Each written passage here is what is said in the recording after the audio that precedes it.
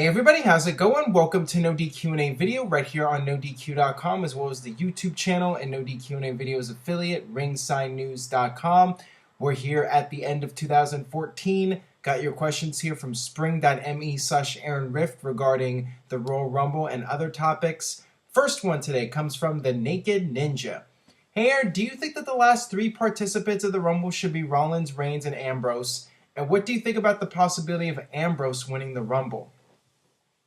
I think that that's a very good idea. That would be a cool way to end the Royal Rumble. I really want to see WWE do something with the Shield members. We still haven't had a triple threat match, and I'll get to that more in a few minutes, but it would be nice to see the three of them as the last three standing, and I think that the crowd would really be into that. The one issue I have with that, and perhaps that'll be a reason why WWE doesn't do it, is that Dean Ambrose is currently a babyface, and I think that if you have two baby faces and one heel, it just doesn't work in terms of getting the heat. You want to have two heels versus one babyface. Now, I suppose WWE could turn Dean Ambrose heel before the Royal Rumble, and considering the fact that he wasn't booked all that strong against Bray Wyatt and he looked weak in that feud, maybe it would be a good idea to turn him heel. I think that you would have a better dynamic with two heels against Roman Reigns and Roman Reigns overcoming the odds. Also, if Dean Ambrose was a babyface in that match, I think that the Philadelphia fans would tend to cheer for Ambrose more than Reigns. And as I talked about in previous videos, WWE is going to want to book this Royal Rumble smart. They're going to want fans to cheer for Roman Reigns. So if you have two baby faces in there at the end, and the fans like Dean Ambrose more than Roman Reigns, that's not going to be a good thing. That's not going to make Roman Reigns look strong. So as much as I would like to see that happen, I think it's more likely to happen if Dean Ambrose goes heel before the Rumble. And as far as Ambrose winning, once again, everything is being built around Roman Reigns. Dean Ambrose is definitely a dark horse for the Royal Rumble, and I guess he could win in some kind of swerve, but the only way I see that happening is if WWE completely changes plans for WrestleMania, and unless something happens to Roman Reigns, like he gets a serious injury, I don't see WWE changing their plans right now like they did for last year's WrestleMania. All right, this one comes from NoDQ is Jericho. Hey Aaron, could you see Rollins, Reigns, and Ambrose having a triple threat for the title sometime in the next year, possibly at SummerSlam? I really hope so. I mean, we haven't gotten that triple threat match between the Shield members on a pay-per-view, and I'm guessing that WWE's waiting until one of them has the WWE title to go ahead with that. And, logic would tell you that Roman Reigns wins a WWE title, and then you have Seth Rollins finally cash in that Money in the Bank briefcase, which we've been waiting on now. And you have the two of them feuding, and then you can add Dean Ambrose to the mix. And yeah, like by the time SummerSlam comes around, I mean, that does sound like a good time frame where you could, during the spring, have Reigns and Rollins, and then add Dean Ambrose in the early summer, and then do that triple threat at SummerSlam. I really hope WWE does that. I really would like to see that triple threat match. I'm sure a lot of fans out there would like to see that match, and it would be awesome. It would be a tremendous match, and fans have been anticipating it. I would definitely do it as soon as possible, sometime in 2015, and not put it off any later than SummerSlam. Let's just put it that way. All right, this one comes from Kevin Gill 11. Hey Aaron, big fan of the show. Keep up the good work. Thank you for that. My question is, after watching Bray Wyatt beat Dean Ambrose through such a weak finish, do you feel like Dean Ambrose has lost way too many important matches? And if so, what does this mean for Dean Ambrose? Well, going back to earlier, I'm really not a fan of how Dean Ambrose was booked in this feud with Bray Wyatt. He loses the TLC match because of stupidity, because of his own issue. He cost himself the match. And then at the Christmas Raw, you had him lose again to Bray Wyatt. And I know he won the tribute to the troops, but, I mean, that doesn't really count, does it? I mean, it's tribute to the troops. So, yeah, I think that WWE has not really done well with Dean Ambrose, and even going back to Hell in a Cell as well, he lost that match too. I think that, going back to earlier, it might be a good idea to turn him heel at this point. I think that might be the next step for Dean Ambrose. I know he's popular with the fans, and, now that I think about it, I don't think they're going to turn him heel right away because his merchandise is doing very well. And if we all know how that goes in WWE with the merchandising, and if you're selling T-shirts, WWE's less likely to turn you. But I feel from a creative standpoint, I'm not sure what you can do to get him back up again and have him regain that momentum that he perhaps lost during this feud with Bray Wyatt.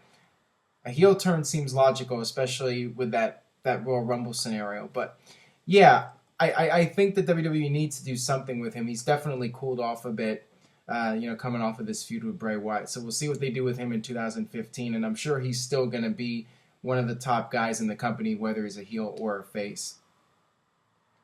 All right, got this question here from CPW1978. When do you think we will see Sting again? Well, I will let you know in just a moment when I think Sting will be back in WWE. Stay tuned. All right, welcome back to NoDQ&A video. I was asked about when we will see Sting again in WWE. I'm guessing, if I had to take a wild guess, I would say the night after the Royal Rumble. There's really no point in bringing him back before the Royal Rumble. You want to focus on the Royal Rumble match and the WWE title match, and you don't really need a distraction from all that. You want to just have the focus be on the Royal Rumble. You want to bring Sting back when you're starting up the build for WrestleMania, when you want to get the buzz going for WrestleMania. So to me, the night after the Royal Rumble is the right time for Sting to return because it's the night after a major pay-per-view. The ratings for that Raw tend to be above average because people tune in with the curiosity, coming off the Royal Rumble pay-per-view. That is the time to bring back Sting and have him do his big promo to set up whatever is going to happen at WrestleMania. Sting versus Triple H or whatever WWE has planned. That's the time to do it. So I would go with the night after the Royal Rumble. All right, this one comes from JoJo Jeff 91. Hey Aaron, what's up? Since Dolph Ziggler is getting a new push and is the IC champion, do you see him facing Rusev at Mania to unify the US and IC title? Here we go again with the US and IC title questions. I've been asked about this a lot. Are the titles going to merge? I think that you could merge the titles, and let's face it, neither title is really all that important right now, although WWE has been doing a better job than they have in recent months. Dolph Ziggler's gotten some big wins, and Rusev has been pushed hard. So I'm not sure if I would do a unification match at this point. As far as Ziggler versus Rusev goes, I mean, it just really depends how the card falls into place at WrestleMania. I mean, what's going to happen with John Cena? What kind of match is he going to be in? I talked about before, possibly John Cena versus Rusev, although I don't see WWE putting John Cena in a U.S. title match and having John Cena be U.S. champion, even though that would elevate the title, but I don't think WWE is going to do that. They're not going to put a mid-card title on John Cena.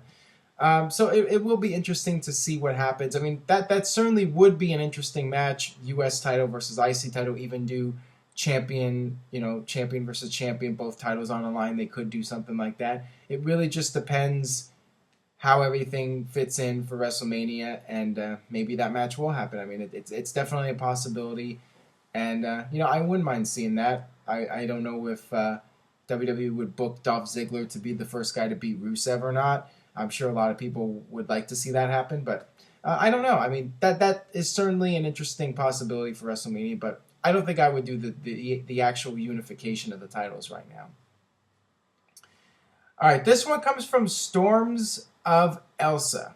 Hey Aaron, now that TNA is with Destination America, what direction would you like to see the company go? Or if you were in charge, what would you do to try to make things better for them? Well, if I was in charge, I would have tried to have gotten them on a better network, but the realistic situation here is that TNA had no other choice. This was the only network that would take them, basically. So they had to go with what they could get. And as far as what to do with TNA, all you can really do is try to rebuild the brand. You got to rebuild trust with the fans. You have to deliver one strong show after another. You need to go in a new direction creatively. You need to push new talent. There's so many things TNA can do, and they were starting to move in the right direction when they were still on Spike TV. So I'm hoping they'll continue more of the same, continuing to push new superstars, scout out new talent, try to make themselves different from WWE. I mean, that's what you have to do. You have to be an alternative to WWE. TNA, bringing in all the old WWE guys, that did not work for them. So they need to try different things. They need to rebuild the brand. That is what they have to do in order to survive long term. And, I don't know how things are going to go for TNA on Destination America, but all they can do is just try to listen to the audience and, rebuild the brand. Because right now the brand has very little value. And, that's just years of bad television. And it's going to take a lot to regain the fans' trust.